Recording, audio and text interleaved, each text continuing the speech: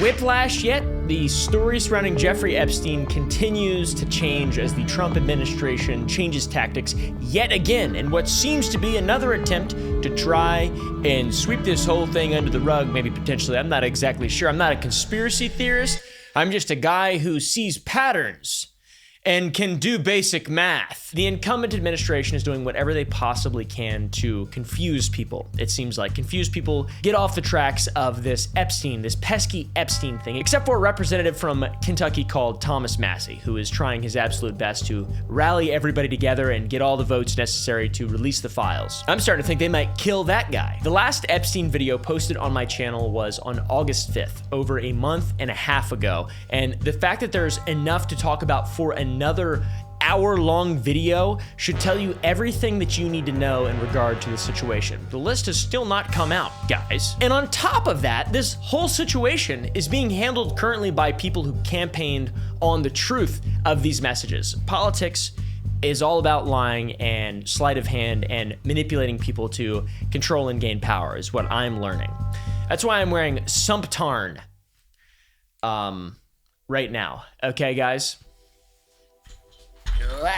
What began as bold promises of transparency regarding the crimes of Jeffrey Epstein, financier, these acts transformed into defensive dismissals. It's just very strange for a lot of people that the list of clients that went to the island has not been made public. Yeah, it's very interesting, isn't it? So if you're able to, you'll be... Yeah, I'd certainly take a look at it. Calls for complete investigations have morphed into ignoring survivors and even calling it a hoax, a Democrat hoax. From what I understand, thousands of pages of documents have been given, but it's really a Democrat hoax because they're trying to get people to talk about something that's totally irrelevant to the success that we've had as a nation since I've been president. How could you ever say, it's a Democrat hoax? Don't you think they would have done it when the Democrats had all the power? Like, what are you talking about? That doesn't make any sense. Nothing has made sense since this happened.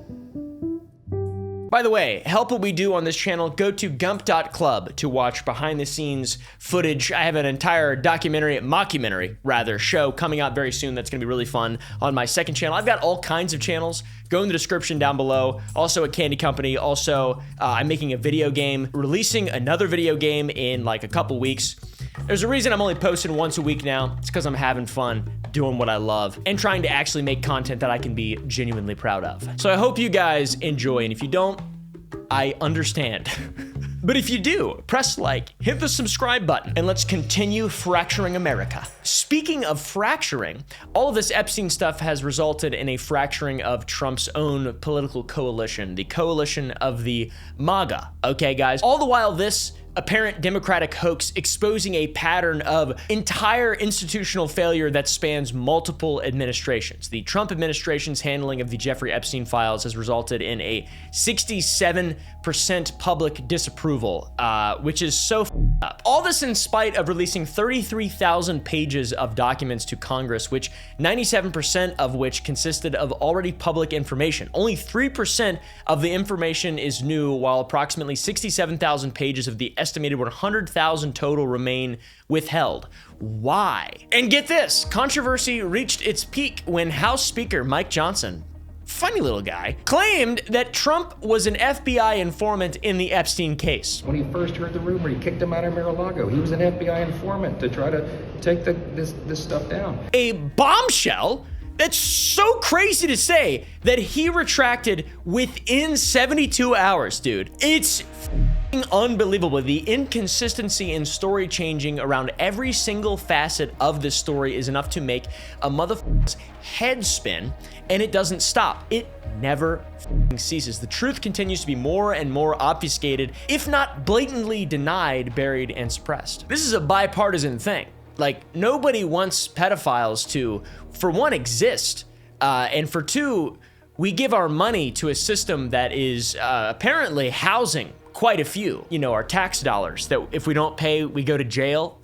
that stuff, those dollars. I think it's very important to approach this entire topic as rationally as possible and as unbiased as possible, because it is far more important than just politics. People that make up politics are just people, and they have past, they have histories, and they have beliefs and thoughts, and obviously what they run on is almost never what you actually get if they become elected. And people thought for years that Trump and Epstein were friends. It's been said many times, it's on video, it's photographed, it's common knowledge at this point. But the idea, for some reason, I guess, has just been, well, he never actually went to that was Bill Clinton. That's why none of this stuff ever came out under Biden, is because Hillary wouldn't let it out. And then there's all this campaigning on it. And then now that Trump's in the administration, hey, bud, let's see it. I want to see all these freaks. I want to see them all get their day.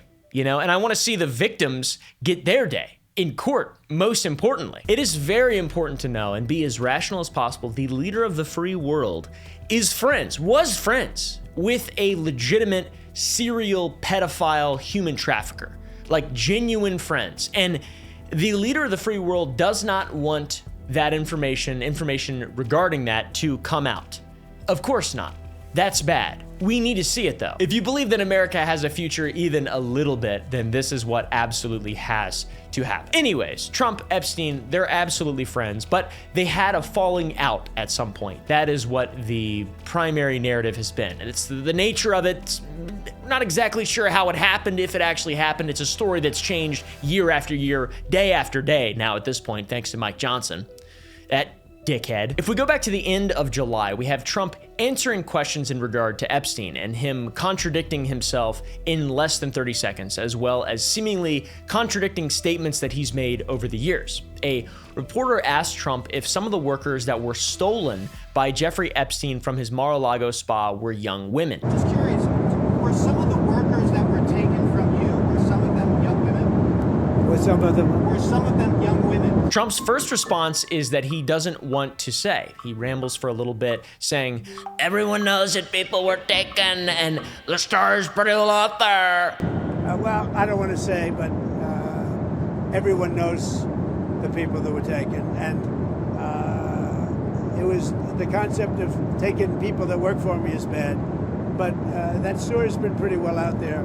Which you can't just say everyone knows what the truth is and then that just becomes the truth. But then he says yes. So much for not wanting to answer the question. He just cannot help himself. And the answer is yes, they were. Yes, they were young Yeah. women. What did they do? In the spa. What jobs? In the spa. Yeah, people that work in the spa. I have a great spa, one of the best spas in the world at Mar-a-Lago. The president appears to be simply stating that these young women who worked for him were essentially poached from his business, one of the best businesses in the world, to work for Jeffrey Epstein, one of the best human traffickers in the world, which the president warned Epstein not to do. When I heard about it, I told him, I said, listen, we don't want you taking our people, whether it was spa or not spa.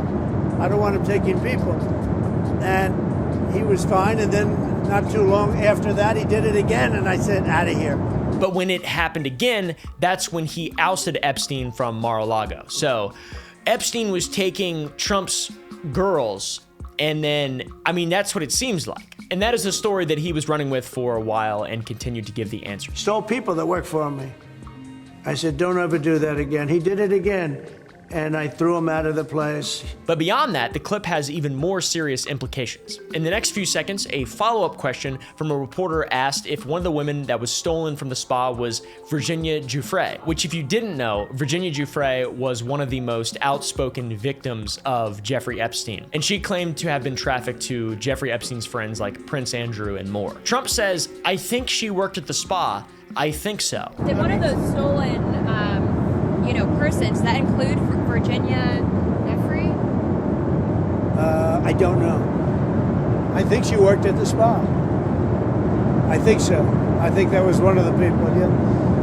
He stole her. So we have that, and that's not exactly breaking news, as Virginia had been claiming she'd been a teenage spa attendant at Mar-a-Lago before she was approached by Ghislaine Maxwell, who hired her to be a masseuse for Epstein in 2000. So it seems really odd to just talk about this type of thing like that, but, billionaires do what billionaires do, and it isn't exactly Trump's fault if an employee takes another job, but it's a different reason than has been credited for Trump and Epstein falling out than we've seen in the past. That's the key here. Another stop on on our trip down the rabbit hole of changing stories goes to 2020 when a book called The Grifters Club claimed that they'd accessed the Mar-a-Lago resort registry where they saw that Epstein had been a member until October 2007. So this was until it's alleged that Epstein was kicked out after hitting on the teenage daughter of another club member. So this has seemingly been confirmed recently when White House Communications Director Stephen Chung made a recent emailed statement that said, "The fact is that the president kicked him out of his club for being a creep." So that adds up.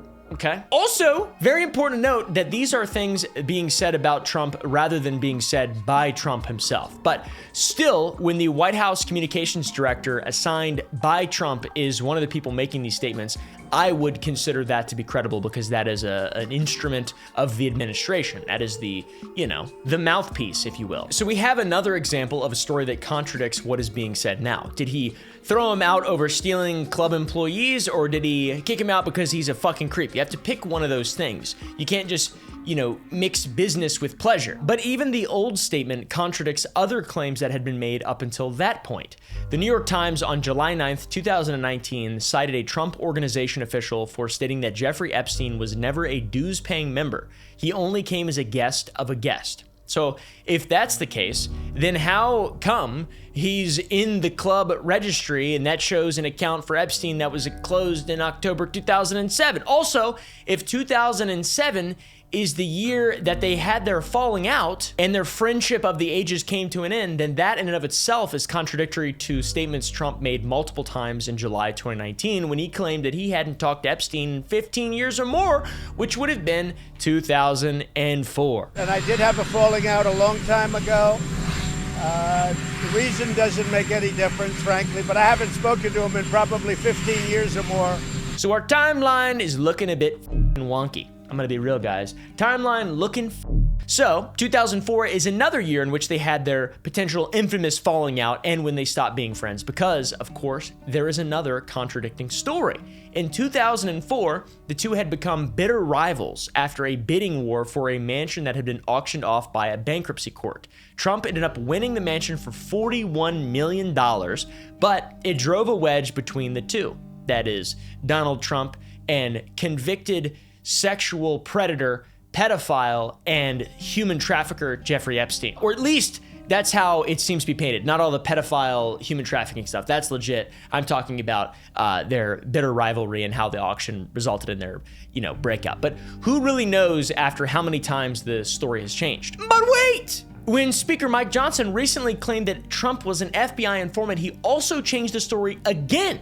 He said that when Trump heard the rumors about Epstein, that's when he kicked him out of the Mar-a-Lago club. It's a terrible, unspeakable evil. He believes that himself. When he first heard the rumor, he kicked him out of Mar-a-Lago. So there are multiple stories behind their friendship ending. Did they fall out after Epstein stole a Trump employee? Did they fall out after Epstein hit on minors at Trump's club? Did they fall out after a bidding war that pitted them against each other? Or did their friendship end when Epstein's crimes began to become public knowledge? There are multiple stories about Epstein's Mar-a-Lago membership. He wasn't a member, he just came as a guest. Or he was a member, which the registry allegedly showed that he had an account that was closed in 2007 as a result of him flirting with a member's underage daughter. Or also he was a member, but he was kicked out after rumors of Epstein's crimes became public around 2005 or 2006 when the media started covering the story. The big Epstein is a gigantic pedophile story. So that's on top of all the other story changing that's been happening over the course of this story unfolding this year.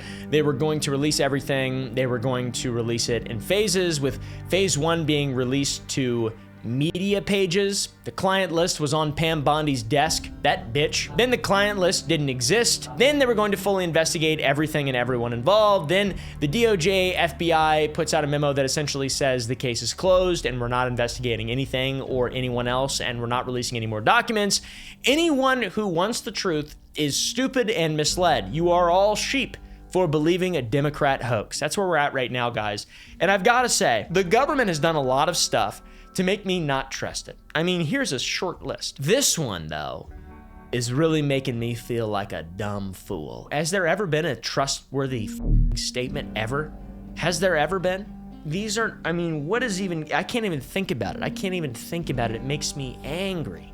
It makes me a little upset Makes me want to break my holy relic. Needless to say, you've heard a lot of this information. This is mostly stuff you already know, but there are things that we're going to be covering in this video that you probably don't know, you probably haven't heard of, because they're things that I hadn't heard of until doing research for another video, because there is so much to this and it is so deep. It is a sick rabbit hole. The rest of this video, we're going to keep focused on things that we haven't yet covered in extensive detail yet. Like, for example, how the government terribly misrepresented the raw footage we were given of the night that Epstein died. There's actually a great video on CoffeeZilla's channel put together covering the top 5 lies in the Epstein footage with a complete rendering of the cell block he was held in that shows just how misrepresented and misled the public was about what we would be seeing in this. We'd see footage of the cell! We did not. Let's fly over to where Epstein's cell actually is. I've marked it with a green door. Down the hall, we actually see a camera marked in red that wasn't recording the night of Epstein's death. There was only one camera! There was not. There were 11 cameras, but only 2 of them were recording. There were at least 2 cameras recording and 9 other cameras that were working but not recording due to a malfunction only days earlier. Footage showed that no one was there except Epstein. What are we seen going up the stairs towards Epstein's cell after lockdown? There are several people who appear in the footage the FBI released, and actually one even appears after lockdown walking up the stairs. And we were gonna get the raw footage, man, the raw, highly edited footage to misrepresent an entire situation. What? Are you dumb? We also got the lie that we could see anyone walking to Epstein's cell, but the camera only captures the very edge of the staircase, so anyone hugging the right side of the staircase wouldn't be visible. For example, if you just did this right here, watch. You're gonna see this is Epstein's cell, okay, guys? This is Epstein's cell, imagine that. Okay, now this is me. And I'm the guy who's gonna kill Epstein on behalf of all of the elected officials, apparently, in our government. Coffee even made the 3D rendering they created of the SHU Epstein was held in available on his Patreon. You can check out his video and see the rendering for yourself by subscribing to his Patreon. The biggest revelations we should talk about have come in the wake of a scrapbook album from Epstein's 50th birthday in 2003, which was released and contained photos, letters, and poems from his closest friends over the years. Some are handwritten, some are typed, many are signed, and many reference his proclivities for being a freak. They're sex related. Epstein's 50th birthday book. The birthday scrapbook is something we've been hearing about for over a month, and back in mid-July, the Wall Street Journal put out an article titled, "Jeffrey Epstein's Friends Sent Him Bawdy Letters for a 50th Birthday Album." One was from Donald Trump. Very, very, very provocative title. Now, of course, you need a subscription to the Wall Street Journal to read that full article. And I'm not gonna do that because now everything's public and I don't need to pay a access fee or whatever to see that shit. You can listen to 2 minutes worth of the article and hear that it eventually is described as a letter from Trump written in a hand-drawn naked woman's body. It reads like some kind of bizarre fan fiction that Trump himself allegedly thought up. It's super weird. I will read this, and I don't really understand what's going on, but this is a transcript. I'm not sure it's a transcript that's written and then Donald Trump drew. Trump allegedly, I don't know. There must be more to life than having everything. Donald Trump, yes, there is, but I won't tell you what it is. Jeffrey, nor will I, since I also know what it is. Donald, we have certain things in common, Jeffrey. Jeffrey, yes, we do, come to think of it. Donald, enigmas never age. Have you noticed that? Jeffrey, as a matter of fact, it was clear to me the last time I saw you. Donald, a pal is a wonderful thing. Happy birthday, and may every day be another wonderful secret. And then the most confusing looking signature of all time, Donald Trump's signature. It's crazy. This article was a big enough deal that Trump filed a defamation lawsuit against Dow Jones, who is the parent company behind the Wall Street Journal, and its owner, Rupert Murdoch, seeking $10 billion in damages. That's some Dr. Evil shit right there. $10 billion. I seek $10 billion. Because I don't like it when people lie about, are you even allowed to sue people as the president? Isn't that like the whole point of being the most powerful dude ever? Is it that you just have the First Amendment? People are just gonna be like, I don't like you. And then make cartoons about how dumb you are and shit. and you just so happen to be really good friends for a long time with one of the world's most prolific evil guys, and then you just expect people to not talk about that and expose you and stuff? Like, what are you talking? What? Nah. Anyways, he posted to social media that it was a powerhouse lawsuit to take down the fake news media for the people. Spokesperson for Dow Jones made a statement to the BBC standing by the accuracy of their reporting and would defend it against any lawsuit. A follow-up article was released by the Wall Street Journal on July 24th, detailing more of the contents within the birthday book without fully showing their hand. And this one was titled, Jeffrey Epstein's Birthday Book included letters from Bill Clinton and Leon Black. And this article's focus is on how the biggest name in the book at the time it was created was a past president, Bill Clinton, not Donald Trump.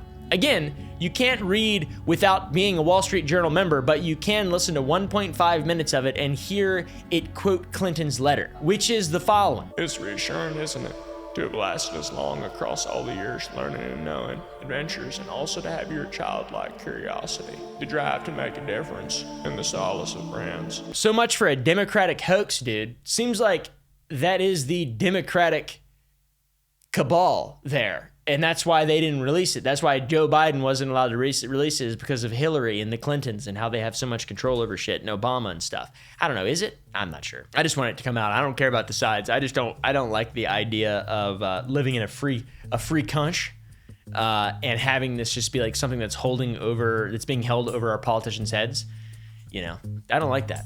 I don't like that. Are you telling me that our politicians can be blackmailed?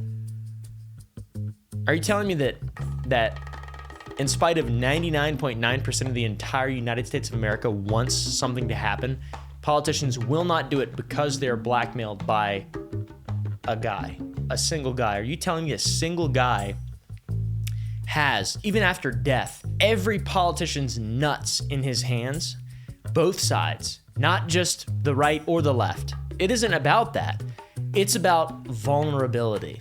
And it's about foreign adversaries, and it's about blackmail. And apparently that's just how everything works in the world. I live in a small world, apparently, because I've never blackmailed anybody or ever been blackmailed. I don't know what any of this stuff is like. It's crazy, probably because I'm just a normal guy. I'm just a normal guy. I'm not a master of the universe. Sure, I have an Arnuki beast, and that is pretty cool. In fact, let's see what this little has to say. What do you got to say?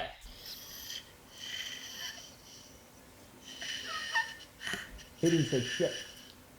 Praise up to the Arnuki beast. This is a new holy relic here, guys. This little guy.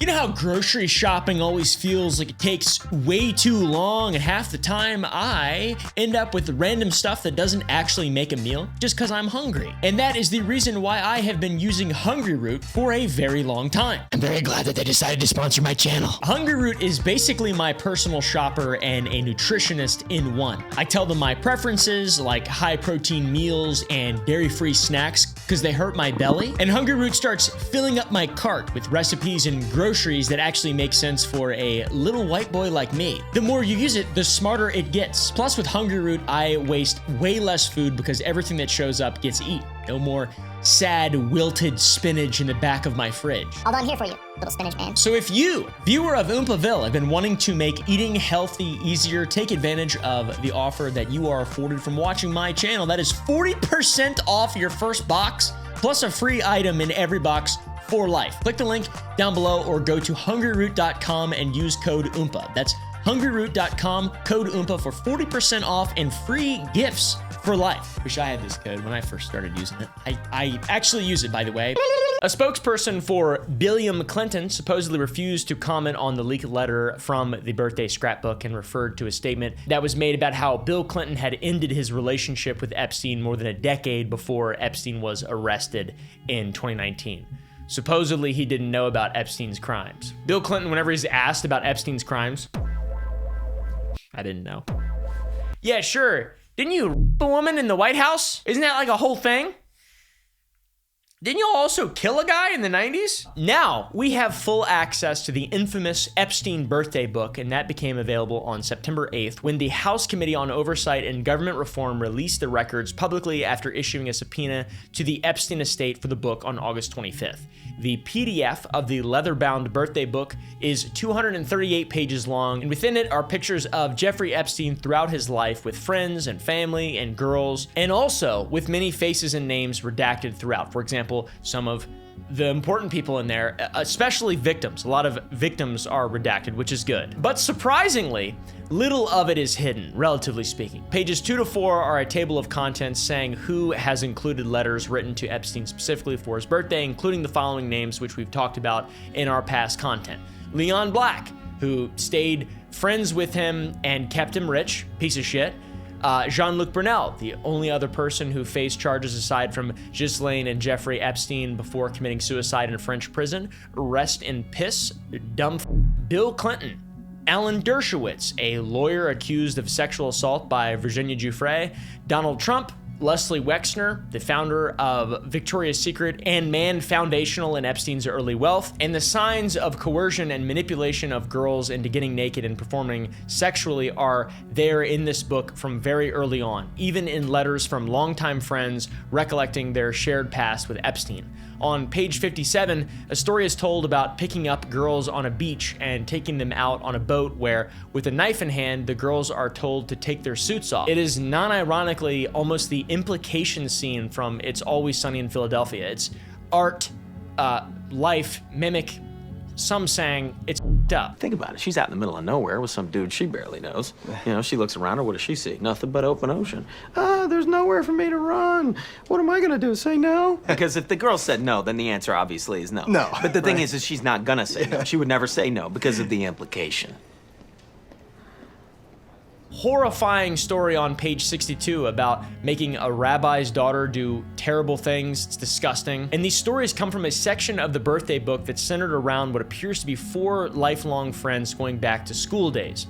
Warren Eisenstein, Terry Johnny Boy Kafka, and Michael Buchholz. Pictures of the 4 begin on page 49 and continue through page 72 with letters and stories breaking them up. There are pictures of public transit passes, driver's licenses to drive taxi cabs, pictures of public school classes, yearbook photos of the 4, recreated pictures from young adulthood to later adulthood, wedding photos. These were bros, close bros. There's no telling how familiar these 3 friends were with the activities of the 4th, who is Epstein, but it seems there are signs of pressuring girls to get nude or perform sexual acts even way back then, whether these are early examples or not. It is extremely uncomfortable regardless. Where a lot of the focus around this birthday book lies is in the friends section dedicated to his powerful friends, beginning on page 114. But before we jump ahead to that, one picture jumps out to me on page 98, which is a picture of Epstein in a suit next to a woman wearing all black with her face redacted that has the caption,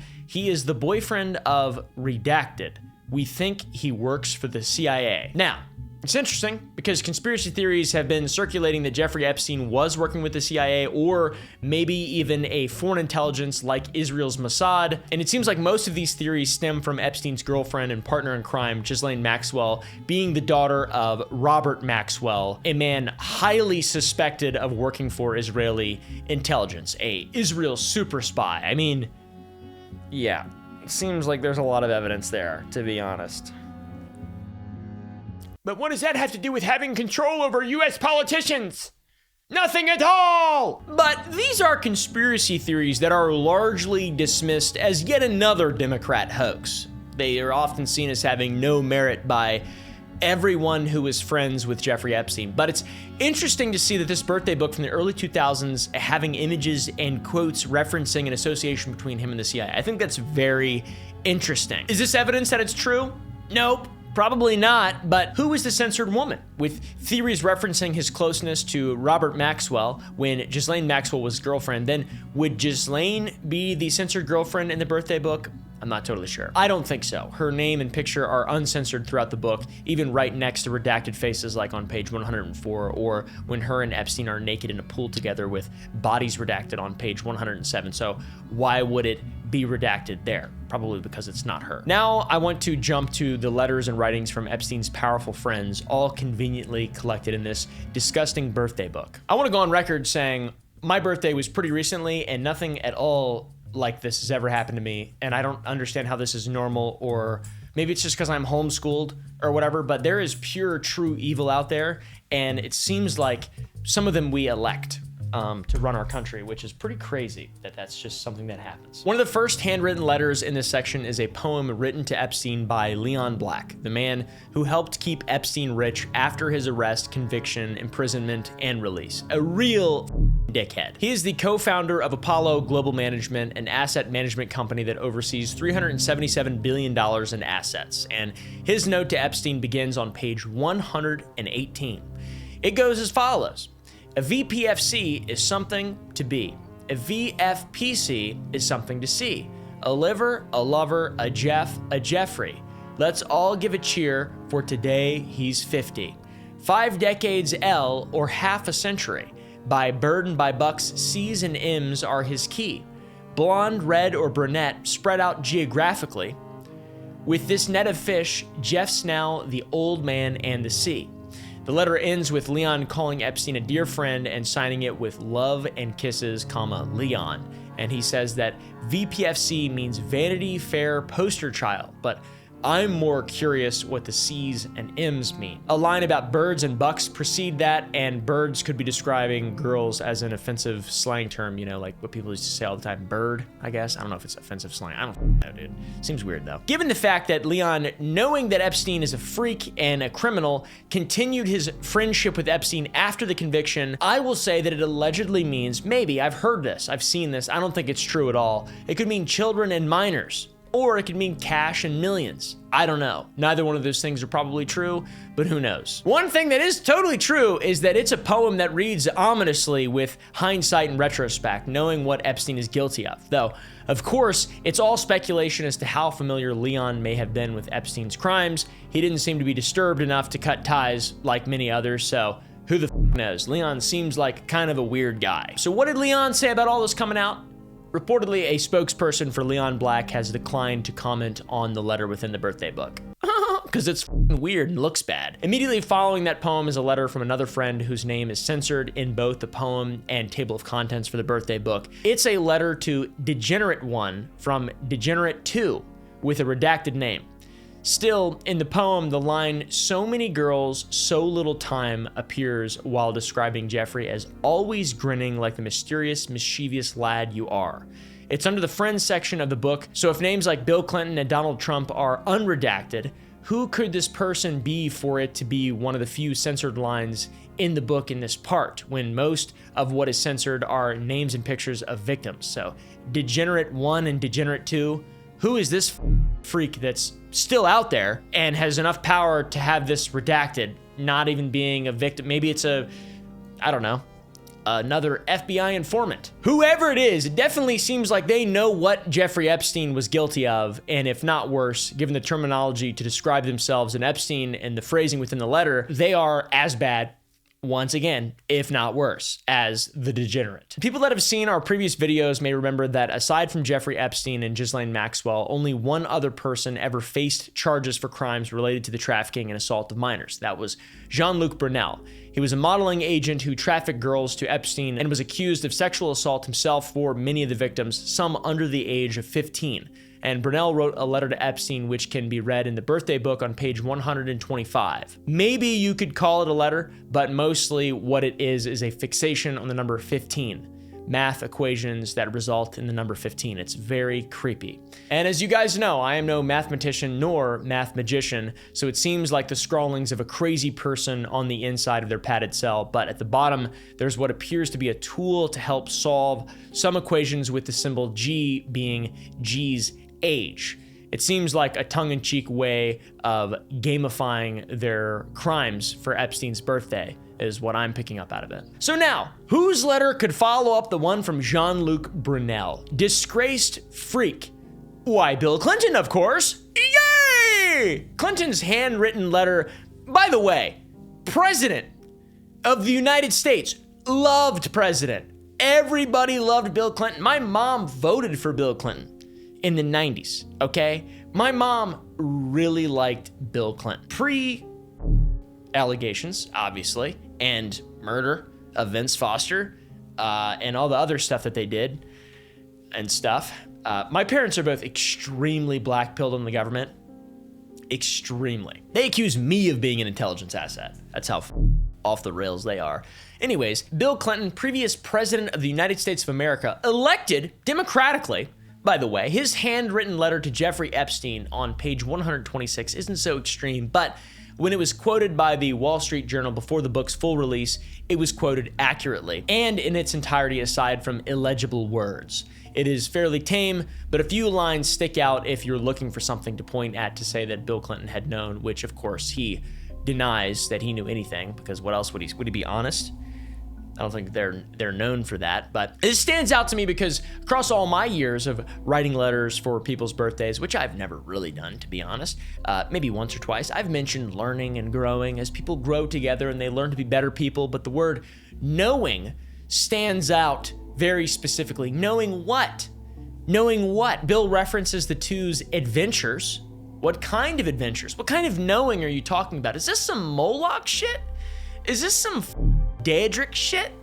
Are you talking about Daedric shit right now? Like, what is this? What plane are we on? Oblivion? I don't think so. We know that Bill and Epstein went on a trip to Africa together on Epstein's plane with Kevin Spacey, and Kevin has alleged the plane had many young girls, and he's obviously massively disgraced as well. Again, Bill Clinton has denied any knowledge of Epstein's crimes, and when confronted with the letter, inquirers were directed to his previous statements of denial rather than any new statements being made. So, he's not really that interested in talking about it. But what is interesting, though, is that Bill Clinton and this trip to Africa are referenced in the very next letter in the book, this one being from Alan Dershowitz, a lawyer who would go on to represent Epstein and help organize his sweetheart deal of the century.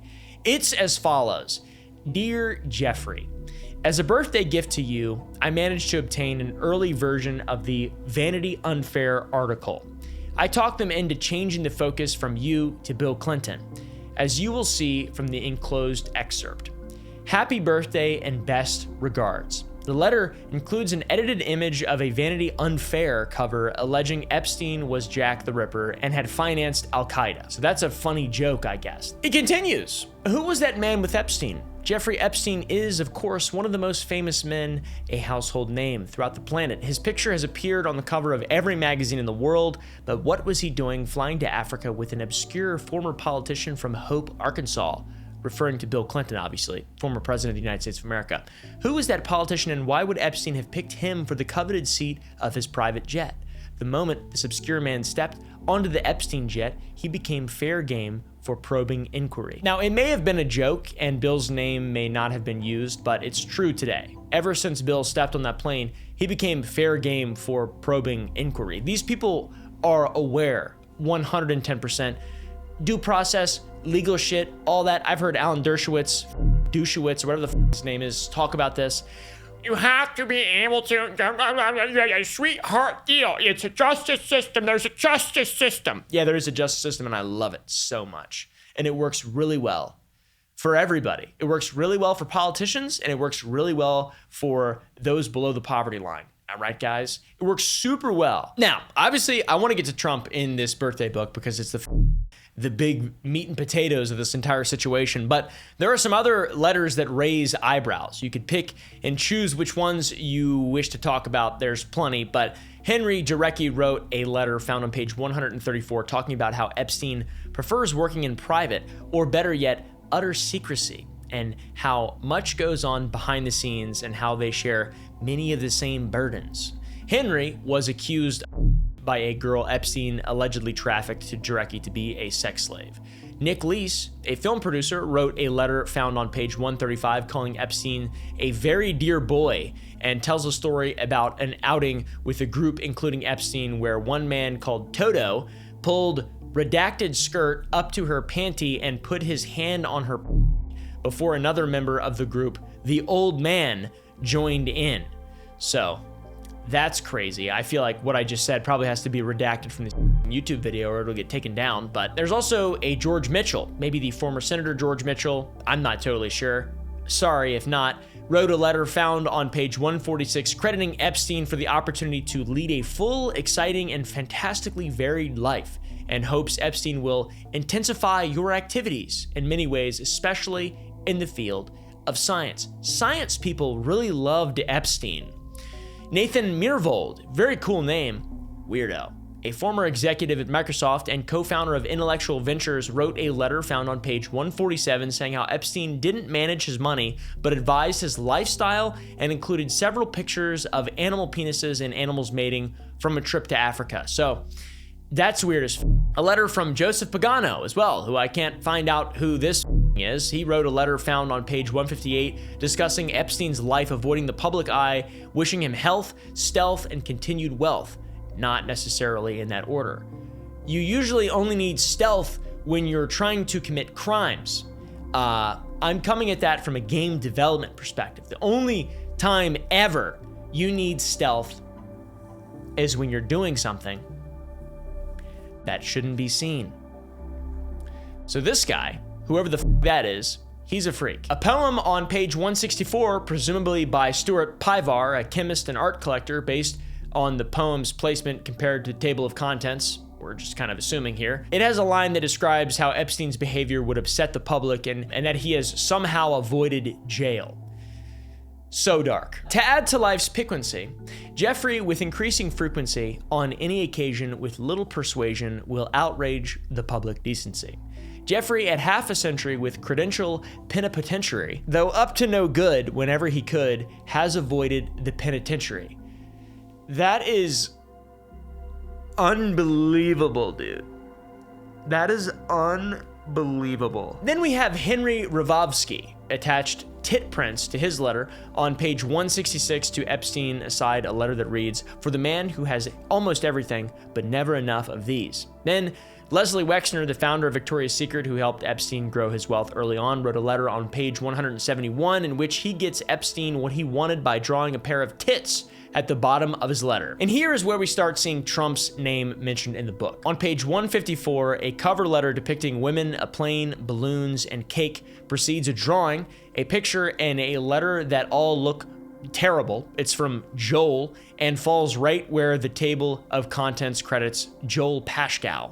The next page is a drawing comparing the years 1983 with 2003, with 1983 showing Epstein giving a lollipop to a group of young girls holding balloons. Then in 2003, he's on his island with his private jet above getting massage and pleasured by a group of naked women, and the text, "What a great country." Next is the picture. It's a grainy picture of a novelty-sized check written to Epstein from Trump in the value of $22,500 being held by a group of pedophiles. I don't know, people. The handwritten letter claims to have arranged a deal between Trump and Epstein where a fully depreciated woman was sold to Trump for $22,500. And the writer laments not getting any of the money or the girl. So this is, I guess, a bombshell, right? It is a letter that basically admits to trafficking a woman between Epstein and Trump, right? And that paired with the drawing, it seems very damning. I mean, people, and there's nobody talking about this. I mean, a lot of people are talking about it, but it's just, who cares, man? Who cares? I care a lot, actually, like a lot. It's insane. There are 4 people in the picture with a woman's face being redacted and partially covering the face of another man who I can't quite make out, but you can clearly see Epstein and Joel Pashkow, who has been photographed with Epstein before. Oversight Dims, a verified government page, has even stated that Joel is a longtime member of Mar-a-Lago in a tweet of this picture and letter, so I'm inclined to believe that. And the letter from Trump himself allegedly is buried pretty deep in the book at page 165. Then you see the heavy lined drawing of the woman-shaped body with small curves where breasts would be indicating they're small in size. We covered earlier what the letter says and how it sounds like a weird flirtatious role play, mentioning shared secrets and commonalities between the two men, Jeffrey Epstein and Donald Trump, FBI informant. We can see that it's signed by Donald Trump allegedly, and I say allegedly due to the responses and controversies that have arisen since this all became public in the $10 billion lawsuit, which, by the way, if I got sued for $10 billion, it is so over for me, dude. If you have that much money, you can just be like, I don't like it when you say that about me. It's true, but like, just don't. I have a lot of money. I can ruin your life with I have a lot of money. Hey, man. That doesn't seem fair, to be honest. It has become so controversial and is why Trump is suing the Wall Street Journal for $10 billion over its publication, even though it's now been released by the Oversight Committee and was provided by the Epstein estate. So I am curious how this will impact the lawsuit since it's now publicly accessible thanks to the government, and it just seems legit, seems real, seems like a bullshit lawsuit. I assume it's going to get dropped. Trump, his administration, and conservative influencers on social media have been very outspoken in denying any possibility that this letter, as well as the novelty-sized check and the transaction described in the letter from Joel Pascal, are real. They're obviously denying that because it looks really bad. Obviously, they would deny it. They don't ever acknowledge anything that's wrong. We have yet to see any, that is true. Yeah, that's bad. There's never been any acknowledgement, so I feel like, I don't know what to believe, to be honest. Unfortunately, I really don't know what to believe. I want to believe what's right. I don't want to believe things based on political biases, but this looks bad. This looks really, really, really bad. It's causing quite a stir. This year, the Trump administration has changed quite a few gears. There were tons of promises of disclosure and transparency, but that has all shifted, and instead, now they take the stance that this is just a hoax, which is really frustrating because I think everybody was like, oh, that's good. They're going to release the Epstein files, and that's awesome. I would love to see all the people we can, kind of know, that chapter, that book's going to be shut. The whole campaign, Kash Patel, Dan Bongino, all these people, everything was built on, I'm going to go on a podcast, I'm going to say, all right, we're going to release the files. And then as soon as you get in, the government, the cabal, the demons go around, they circle you and they say, you can't release that. And then they say, there's no files. Hey, go f yourself. Like, what do you want us to do? You want us to trust you? I just hope more people are, I don't know. It seems like nobody cares on the deep, dark right. Oh my God, dude. It's a distraction. Everything is a fucking distraction too. Everything's a fucking distraction. Everything is a distraction. I'm a distraction. Sorry. When the FBI and DOJ released their memo, people were understandably upset that despite acknowledging over 1,000 victims exist and 10,000 plus pieces of CSAM were found, no one else was going to be looked into, and the case, for all intents and purposes, was closed. Nonsense. He'd post on Truth Social, clearly upset that people still care about Epstein and people won't shut up about it. All of a sudden, the files are written by Obama, Hillary Clinton, James Comey, and Joe Biden, and his voters were falling for it. His idiot voters. You stupid You don't know anything. Even though I've been saying this for years, you're all wrong. This is one of the first instances we've seen of Trump turning on his MAGA peoples. Okay, guys, it's crazy to see. And a lot of them don't even really care, which is really confusing to me. But we have to think about the reason he's turning on them. It's because they want pedophiles punished. They actually care. Most people actually care about this type of stuff. And when the news of the letter and the drawing Trump allegedly made for Epstein's 50th birthday came out, the president posted to Truth Social the day the Wall Street Journal dropped the article stating that it's a fake letter. It's fake! So why is it fake? Trump says these aren't his words, and that's not the way that he talk. Everything to computer. Trump also says he warned Rupert Murdoch not to print the story because it's a scam, implying that he had some kind of advance notice that this was going to drop and tried to prevent it, which is interesting because there's a conflicting narrative here. Vice President J.D. Vance had quite the gotcha for the Wall Street Journal too when the article first went live, calling it complete and utter bullshit on Twitter, asking, "Where is this letter?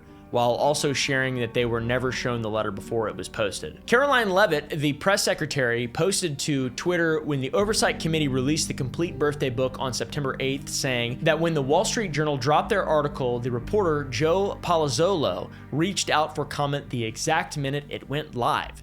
And Caroline says that they didn't have time to respond. Which is it?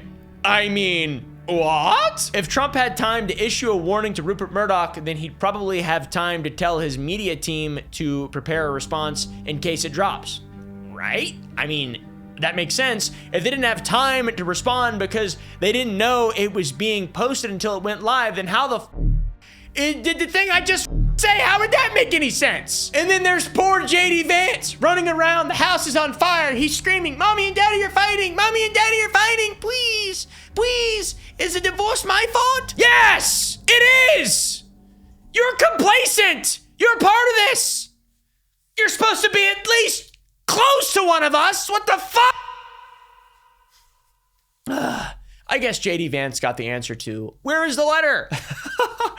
Because it's right there in Jeffrey Epstein's birthday book, amongst a bunch of other pedos and freaks and criminals. So that's where the letter is. Where's the letter at? Hey, bud, right here, dickweed. Is it possible that Trump and his team are lying? Surely not. I mean, hey, he says he doesn't draw, so there shouldn't be any pictures he's ever drawn to prove that, right? He doesn't draw. Trump doesn't even draw. He doesn't know how to draw. He can draw. We actually have his ArtStation account. Oh, crap! A drawing of the Manhattan skyline signed by Trump and sold at auction for nearly $30,000 back in 2017. What? A drawing of the Empire State Building signed by Trump and sold for $100 at a charity auction in 1995, then again in 2017 for $16,000? Oh my God! More drawings! City skylines! What the details, windows, streets, trees, people, crosshatches, buildings, all signed by Trump. Oh my God, his family on a nice sunny day out enjoying the sun. Just kidding, I drew that. For a who don't know how to draw, there's a lot of drawings being sold at charity auctions. I know actual artists who have sold less drawings. When asked about the letter to Epstein by reporters more recently, he dropped the line about the drawings, but maintains that it's not his signature and not his words. It's not my signature, and it's not the way I speak. And anybody that's covered me for a long time knows that's not my language. So clearly he's seen that people have seen that he's a prolific artist. He's a really excellent. He really can capture the feeling of the skyline. He's actually pretty good. This is interesting. The skyline. Are those people? What are those people? So the signature and the words. We'll dig into that now. One thing that's noticeable when comparing the letter to Epstein to other drawings that Trump has done is that in the other drawings, Trump has signed his full name, not just Donald. In the letter found in the 50th birthday book Ghislaine Maxwell put together for Epstein, it's just Donald. Now that doesn't mean much because Trump has signed probably close to 1 million documents in his life, I'd assume, including 200 executive orders just this year, and also something that he previously condemned Obama for, but who is really keeping track? It's just politics, right, guys? The claim is that this is not his signature. Not that it's a legitimate signature that's been lifted and pasted into the letter. It's that it's not his. It isn't his at all. This isn't his signature. During a press conference, the media pressed press secretary Caroline Leavitt about the signature's authenticity, asking if she'd support having an expert analyze it to prove it's not the president's signature. She says that they would support that, then states that she's seen many forensic analysts of signatures coming out who said it's absolutely not Trump's signature. Sure, we would support that. And in fact, I have already seen many forensic analysts of signatures coming out. I believe it was the Daily Signal that published a piece with 3 separate signature analysts who said that this absolutely was not the president's authentic signature. She even cites a supposed article from the Daily Signal that seemingly showed 3 separate analysts coming to this conclusion. I wanted to find this article and see for myself. Strangely, however, there is no article like this at all on the Daily Signal, and they have over 16,000 results when you search for Trump signature. But going back through to the date the letter became available, there aren't any that reference signature analysis. So maybe we're just dumb and we can't find it. But digging some more, what I think she may have been trying to reference was an article from the Daily Wire, which claimed that the Wall Street Journal Epstein letter was the polar opposite of Trump's writing style, according to 3 forensic analysis. You know, the Daily Wire. Very centrist, very unbiased. So let's assume the Daily Wire had some reputable experts conduct the analysis. We should not discount it just because of the penis-sucking nature of the publication. Oh, wait a second. Turns out they had 3 leading AI research systems conduct the analysis, and they unanimously agreed that there was an extremely low probability that it was authored by Trump. Are you kidding me right now, dude? What? You had AI do it. Oh, so with this knowledge, let's look back at the statement that Levitt had made and we'll compare it to the truth. She claimed that it was the Daily Signal that published the article, a site that's already pretty far right-leaning. It was not. It was the Daily Wire, an even further right-leaning outlet. She then said it was an article that published the findings of 3 forensic analysts who agreed it absolutely was not the president's authentic signature. But in reality, it wasn't 3 forensic analysts. It was in Grok AI, or probably not even Grok, dude. It was, I don't even know what's the worst AI. I can't even think of them. It was 3 AI tools. So this just in, Caroline Levitt, also a bitch like Pam Bawdy. So they didn't analyze the signature, they analyzed the writing style, and they didn't find that it absolutely wasn't his. They found it was a very low probability. Oh my God. There is a big difference between absolutely wasn't his, 0%, and very low probability. Like, a lot of difference. Like, so much, dude. Like, if you were to say, there's a 0% chance you're going to die today, I'd be like, okay, I'll sleep tonight. And then if someone said, if I heard a voice in my head, there was a very low probability you will die today, I'd be on edge, dude. You know why? Because there's a chance. Obviously. What's a low probability? Less than 50. Okay, there you go. So, in essence, Caroline Levitt really heavily invited a handwriting expert to analyze the signature by just spreading a bunch of misinformation and being a total dumbass, doofus, idiot, propagandist freak. This is America, all right? This isn't communist China. We don't do that.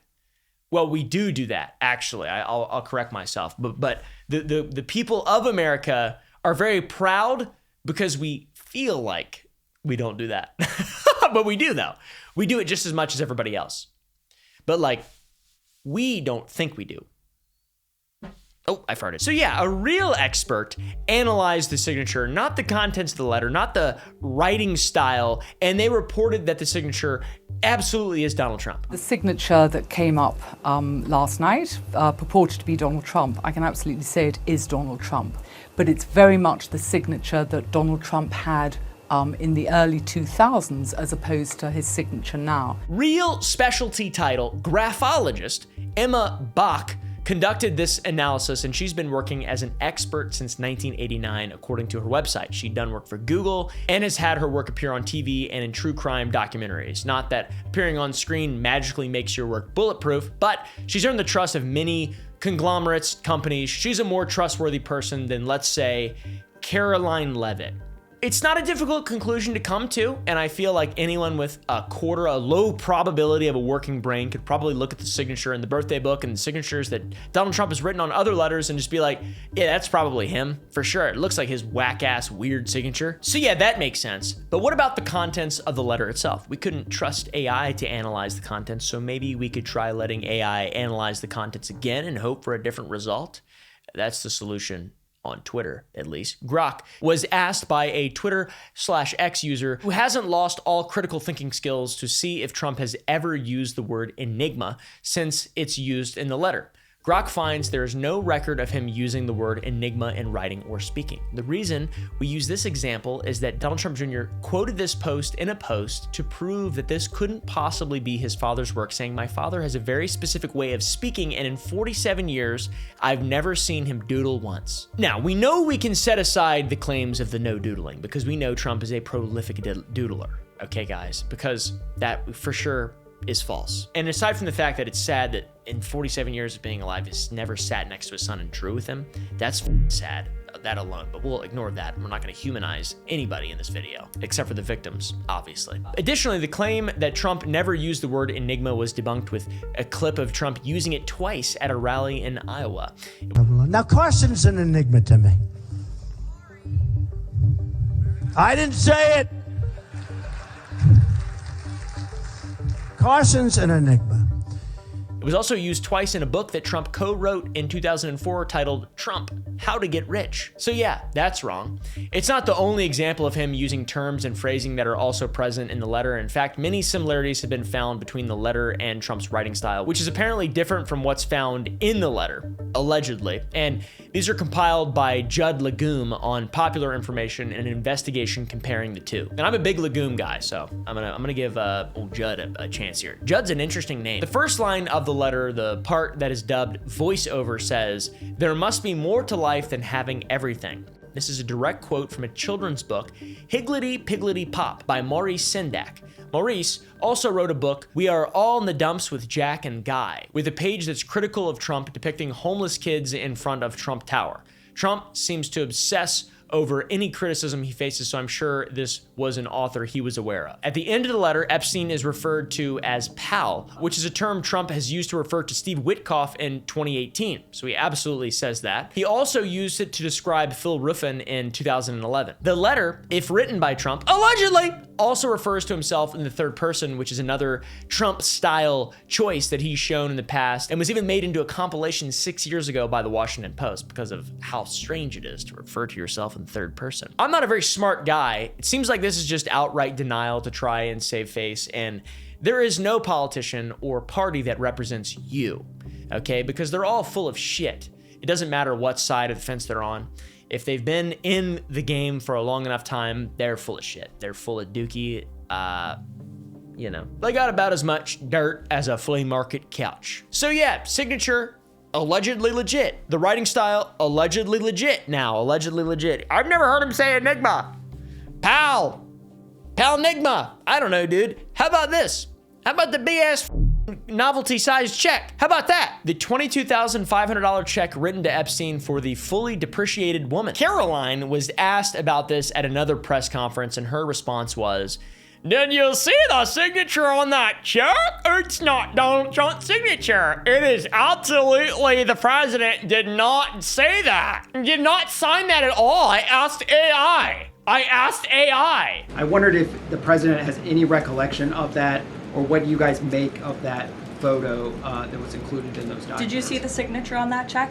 It is not Donald Trump's signature. It is absolutely not. The president did not sign that check. Now, just in case she's unaware, that is a novelty-sized check, not a normal piece of paper. Just because Trump's rich doesn't mean all of his checks are that big. I would say, because I'm a person who thinks the movement to sign your name is going to be vastly different when signing a gigantic check as to when you sign a small, normal check. One is the length and width of a grown man's thigh. So yeah, probably not gonna be a typical signature. Also, it's a novelty-sized check. They're not even real. It's just like a thing. Why would they put that in the birthday book?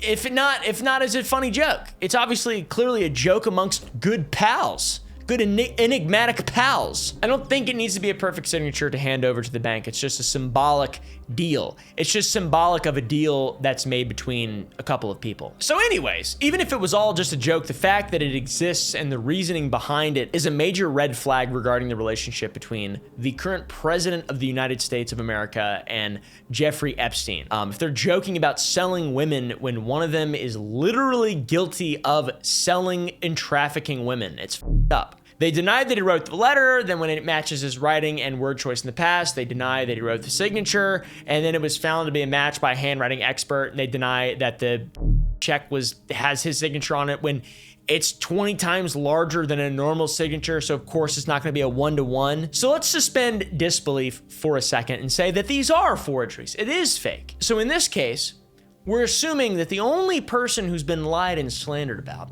in the Jeffrey Epstein birthday book is Trump. Out of 238 pages, 3 are completely fabricated magically.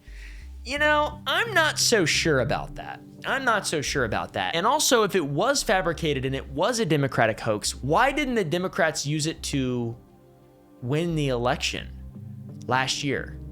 I just don't understand how this works, really. What's the end game here? If this was planted to make Trump look bad, when did they plant it? Was it planted 20 years ago, just waiting to see the light of day and make Trump look bad? Was it planted right before it was sent to the Wall Street Journal and the Oversight Committee? Like, the only way that any of this is bullshit and is fake is if there are people literally faking stuff the moment before all this comes out, and it didn't exist before Trump was elected in the last, like it. But all this, nothing's changed though. It's all the same stuff we're just seeing more of it released.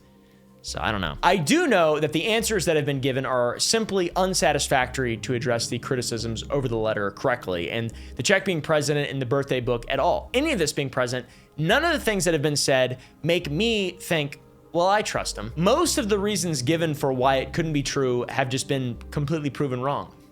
So what's next? I mean, what else is there? Just spam that line, dude. It's a hoax. It's a hoax. It's a hoax, man. It's a hoax. Look, the whole thing is a hoax. Democrat hoax that never ends. The hoax was explained more by Speaker Mike Johnson in the same speech in which he stated Trump was an FBI informant, because continuing to call it a hoax is just drawing more backlash for them. So apparently their argument is being mischaracterized by the media. I feel bad for them. One could argue that mischaracterization is happening on both sides, like using incorrect information from the wrong website to prove the wrong point. It's pretty exhausting. I'm gonna be real. I need to lay down and roll around for a little bit or something like that. You guys ever lay on the floor? Anyways, in the statement from Mike Johnson, he says that when calling it a hoax, what Trump is referring to is Democrats using the situation to attack him. Trump called it a hoax yesterday. What Trump is referring to is the hoax that the Democrats are using to try to attack him. He has never said or suggested or implied. I've talked to him about this many times. He's not saying that what Epstein did was a hoax, because that's what it seemed like he was saying to me, but I'm glad Mike Johnson cleared that up. When Trump heard about the unspeakable evil from Jeffrey Epstein, he kicked him out of Mar-a-Lago, according to the cronies. Although earlier in this video, we did point out 3 separate stories that were given officially by official channels for why Epstein was kicked out, or why Trump was no longer fraternizing with him, which was then denied and confirmed, and denied and confirmed. Anyways, Trump feels great sympathy for these victims, these women. Why else would he have been an FBI informant to try and take them down? Try to take the whole thing down. He was a hero. He is horrified. The whole thing a hoax. It's been misrepresented. He's not saying that what Epstein did is a hoax. It's a terrible, unspeakable evil. He believes that himself. When he first heard the rumor, he kicked him out of Mar-a-Lago. He was an FBI informant to try to take this stuff down. Oh, okay, guy. Okay. Oh, Speaker Johnson, I get it now. Trump is actually part of the solution, not part of the problem. Yeah!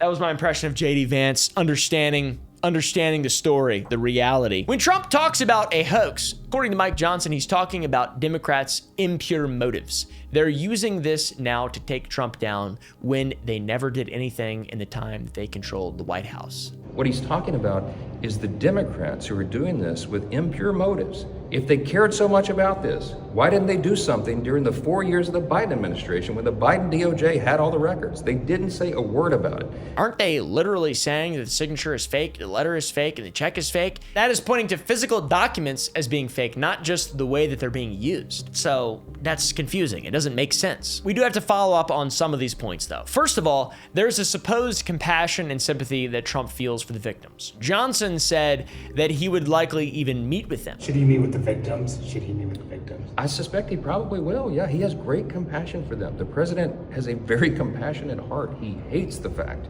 that these women suffered those harms. He hates what Epstein is accused of and who he was. Well, luckily, victims of Epstein were gathering outside of the White House demanding transparency. So they were right outside. All Trump had to do was invite them in or go out there. Nope. Unfortunately not, that didn't work. While Trump was making a spectacle of going to a seafood restaurant in DC, he was asked directly if he would meet with the victims on the 9th. This was 4 days after the Mike Johnson statement said he probably would, and Trump responded saying, "Nobody has suggested that, and I haven't even thought about that." So will you meet with the Epstein victims? Do you plan to meet with? I don't know about, nobody suggested that. But would you be open to doing Certainly that? I don't like that whole situation with respect to anybody being abused or hurt, but I haven't even thought about that. I love reading quotes of Trump. It's so funny. It's like, what? He runs the whole country, man. It's crazy. This is the second time. Like, I kind of get it, the whole business thing, and you got to run it like a business and stuff, but this is just, come on.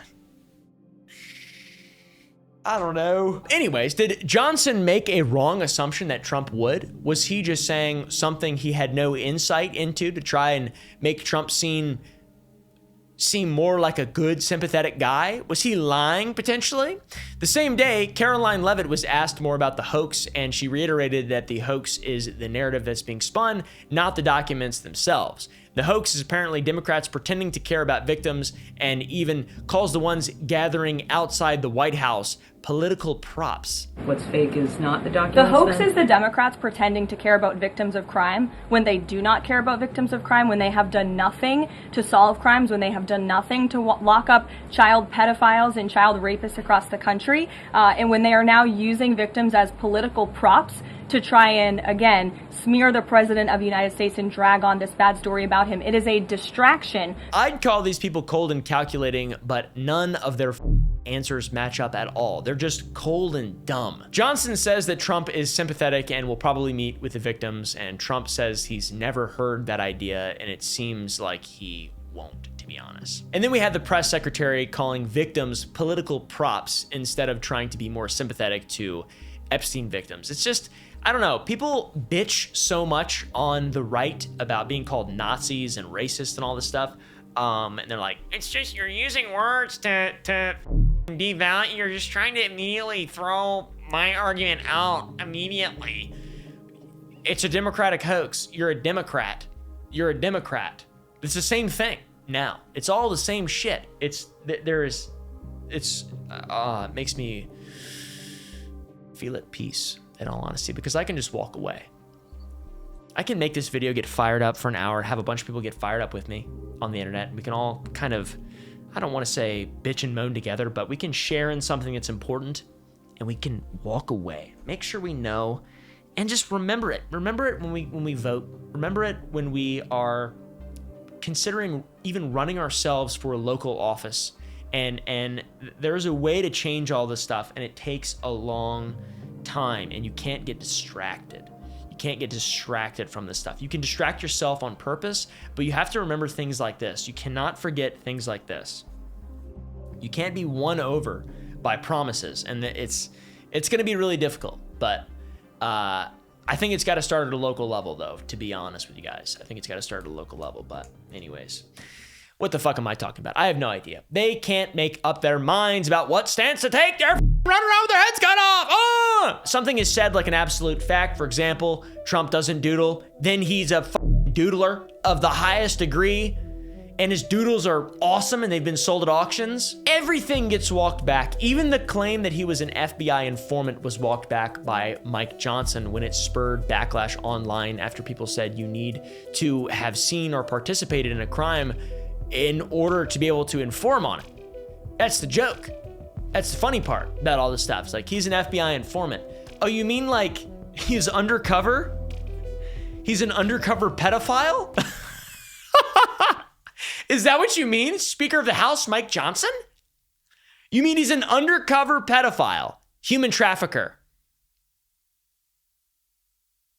Thank you, Speaker of the House Mike Johnson. In walking back his claim that Trump was an FBI informant, he says that what he meant was that Trump was one of the only people willing to help law enforcement. And he was one of the only people, one of the only prominent people, as everyone has reported, not President Trump, but everybody about him, that he was willing to help law enforcement go after this guy who's a disgusting child abuser. So he may have used the wrong terminology, but that's what he meant by his words. All right, guys, there's an ocean of difference between being willing to help the law enforcement and being an FBI informant. It's also so easy to say now, 20 years after the fact, that you were willing to help back then. It's a lie. It's just not true. But it is such a massive and impactful statement to make and then walk back when you're the Speaker of the House, third in line for presidency in the event of a tragedy. Like that's crazy. Congressman Jared Moskowitz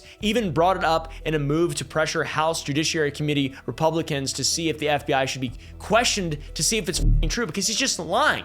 He's an FBI informant. Whatever the his name is, Mike Johnson, Big Mike. Aren't they not allowed to lie? Isn't that like the whole thing? I swear to uphold the Constitution.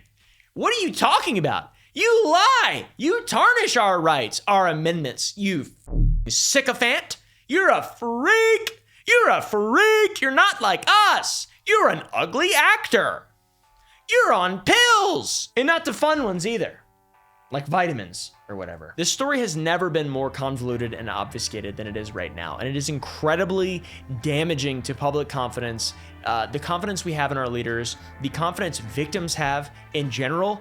How can we trust them to have our best interests at heart if we can't even be sure they're fully committed to transparency around the most notorious sex trafficker that has ever existed in American history? Anyways, thanks for watching, guys. If you enjoyed, press the like button, hit the subscribe button. We'll see you in the next one. Go to all my other channels, go to the Gump Club to watch behind the scenes videos and content and uncensored videos and shit. I'll see you guys in the next one.